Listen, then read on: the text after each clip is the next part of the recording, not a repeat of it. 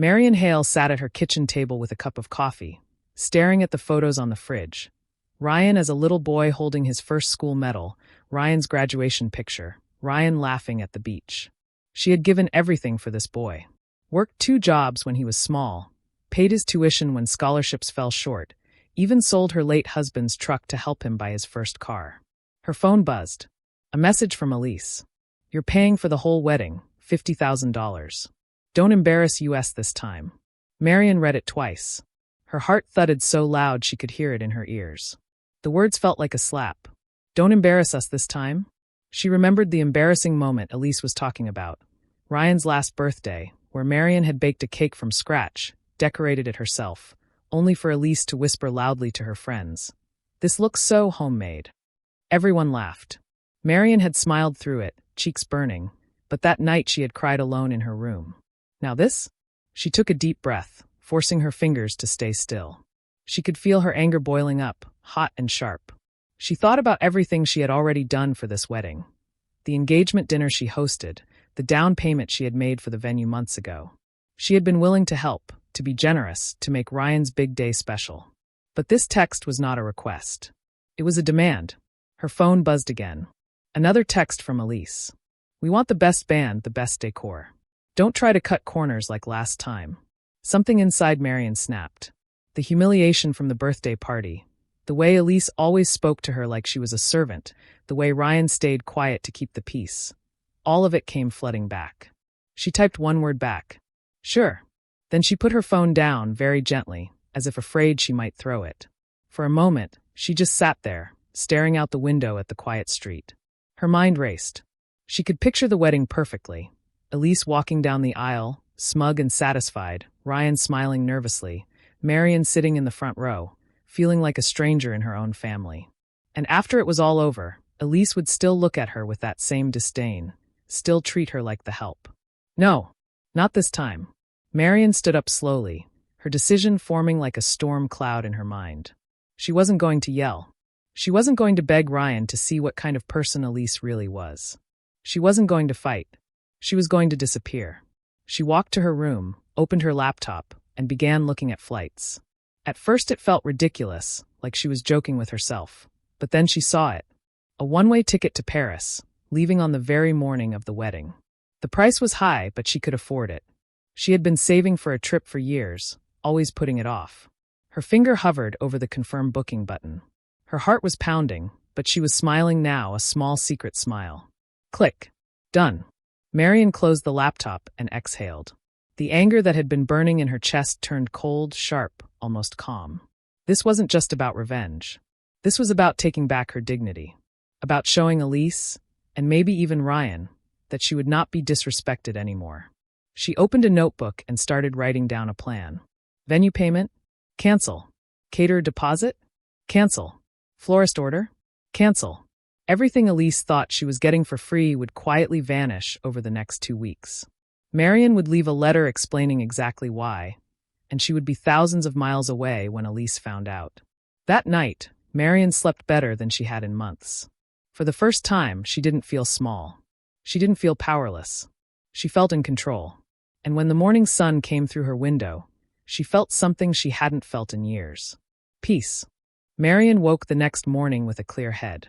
The decision was already made, and that gave her a strange calm. She didn't feel rushed. She didn't feel panicked. She just felt steady, as if every step she was about to take had already been written. She opened her notebook, the one she had filled with messy handwriting the night before. On the first page she had written, "End the wedding." Underneath, she had made a list. Venue payment, cancel. Caterer deposit, cancel. Florist order, cancel. Photographer, cancel. Band, cancel. Book flight, confirmed. Write letter, pending. She looked at the list and smiled faintly. It felt less like sabotage and more like freedom. The first call she made was to the venue. The manager recognized her voice immediately. "Mrs. Hale, everything all set for the Thornton Hale wedding?" Marian swallowed her laugh. Thornton first, she noticed. Elise's name before Ryan's. "Of course." "Actually," Marian said softly, "there's been a change. We won't be using your space anymore. Please cancel the booking." The manager hesitated. "You already paid the deposit." "Keep it," Marian cut in. "Just cancel the event." Chain the gates if you must. There will be no wedding here." Her voice was so firm that the manager didn't argue further. The first piece was done. Next came the caterer. Marian remembered Elise bragging to her friends about the Michelin-trained chef who would prepare a 12-course meal. She dialed the number. "Mrs. Hale, calling to confirm the final guest count?" "No," Marian said, her tone even. "I'm calling to cancel." The silence on the other end was thick. "Cancel? But your daughter-in-law already." "She is not my daughter-in-law yet," Marian said calmly. "And she never will be. Cancel everything. I'm not paying another dime." Click. The florist was easier. The young girl on the line seemed almost relieved when Marian said she didn't need the 400 roses anymore. "Honestly, ma'am, thank you," she whispered. "We didn't even have enough stock." Marian chuckled for the first time that day. One by one, she erased Elise's dream. The photographer, the makeup artist, the band. Each call was a little easier, her voice a little stronger. With every cancellation, she felt lighter, like she was shedding years of being taken for granted. She didn't stop there. That evening, she walked into Ryan's room, the one he'd left behind when he moved out, and pulled an old shoebox from the closet. Inside were photos, cards, and letters. She ran her hand over a picture of Ryan at age 10, his arm around her shoulders, grinning with missing teeth. "Where's that boy now?" she thought. "The one who looked at me like I was his hero?" She blamed Elise, yes, but she also blamed herself for staying quiet too long. She had let Elise insult her cake. She had let Elise call her cheap. She had let Elise make demands without ever pushing back. That was over now. The next day, Marian went to the bank. She moved the $50,000 she had been ready to spend into a private account under her name. She withdrew some in cash for her trip, crisp bills she folded neatly into her purse. The clerk smiled politely, not knowing this was the money that would undo a wedding. At night, Marian sat at her desk with pen and paper. The letter she would leave had to be perfect. Not emotional. Not angry. Calm. Sharp.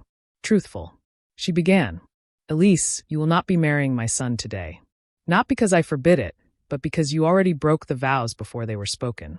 Respect is the foundation of family, and you have given me none. You see me as a wallet, nothing more. And Ryan deserves better than a wife who sneers at his mother behind her back." She paused, then reached for her phone. She had kept the screenshots of Elise's texts, ones she had stumbled upon by accident weeks ago when a message meant for Elise landed in her inbox. Jokes about Ryan being too soft, cruel words about Marian being a burden, and worst of all, flirty chats with another man. Marian attached the prints to the letter with a paperclip. Evidence. No one could call her dramatic now. By the end of the week, Marian had prepared everything. The letter was sealed in a large envelope. Her suitcase was packed. The Paris ticket sat in her email inbox, glowing like a golden escape route. Ryan called her one evening. "Hey Mom, Elise says you're covering everything, right?" His voice was cautious, almost guilty. Marian's chest ached. "Yes, Ryan," she said softly. "Don't worry. Everything is taken care of." She wasn't lying. Everything was taken care of. Just not the way he thought. That night, she lay in bed and imagined the moment. The guests in their expensive clothes, the locked gates, the letter in Elise's hands.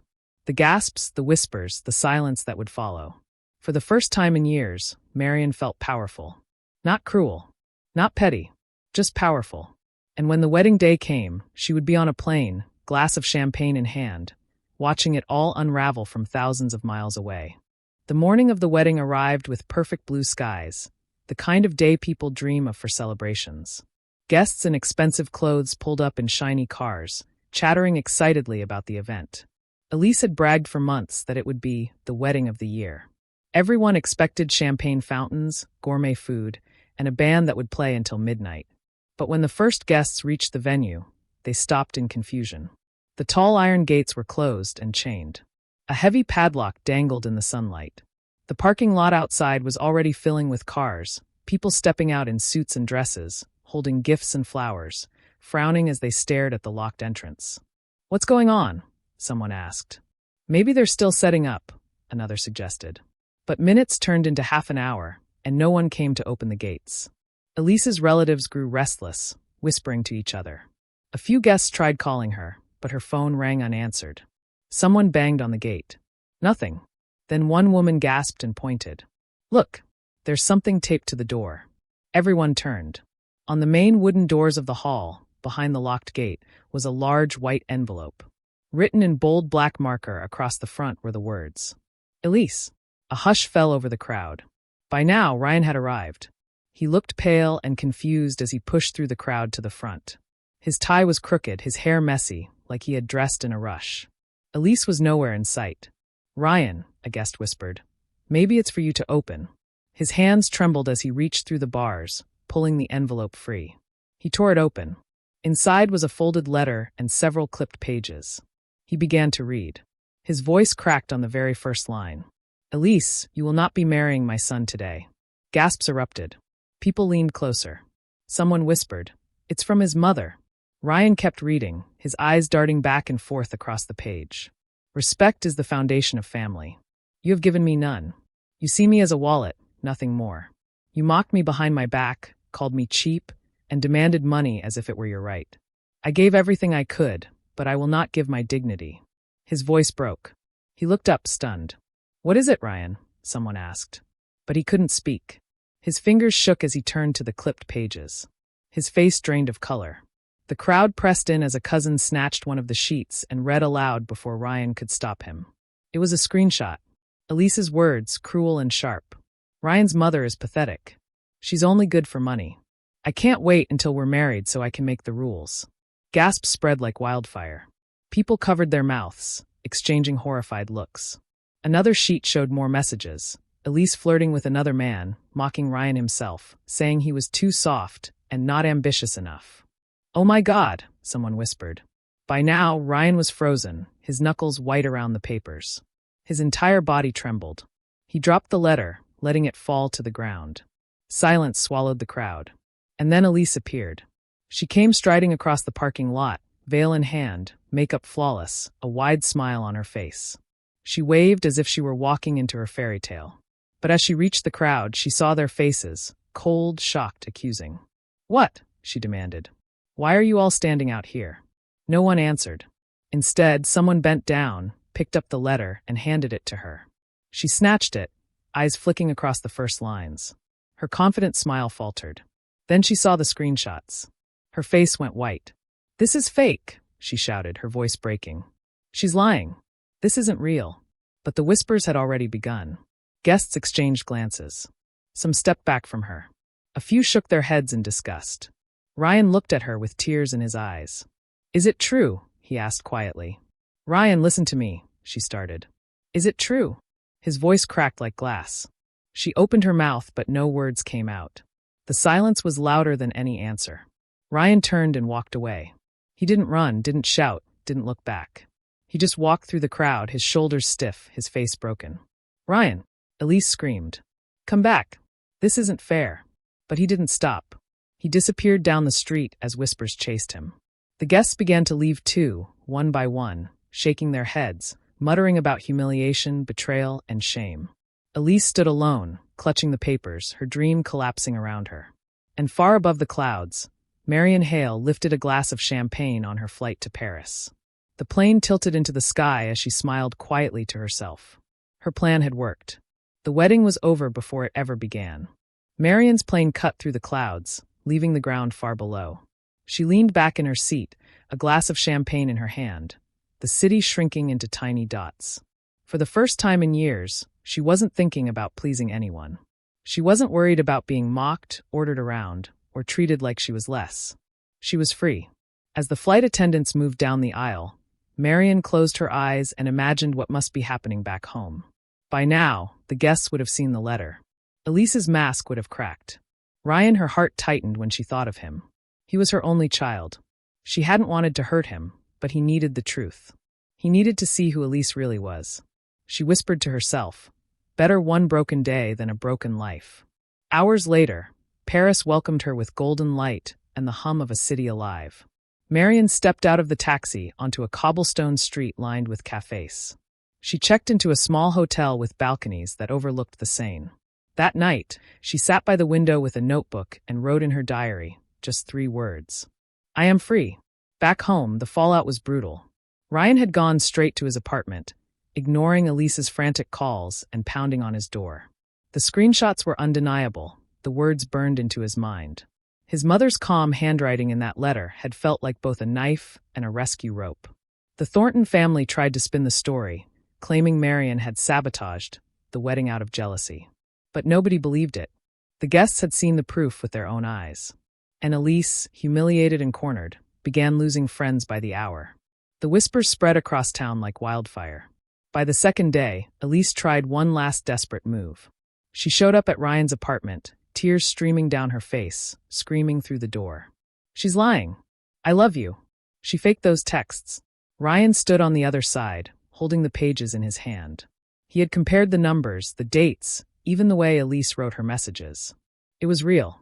Every cruel word was hers. He didn't open the door. Instead, he whispered through the wood, "It's over." Elise's sobs turned into furious shouts, but Ryan didn't respond.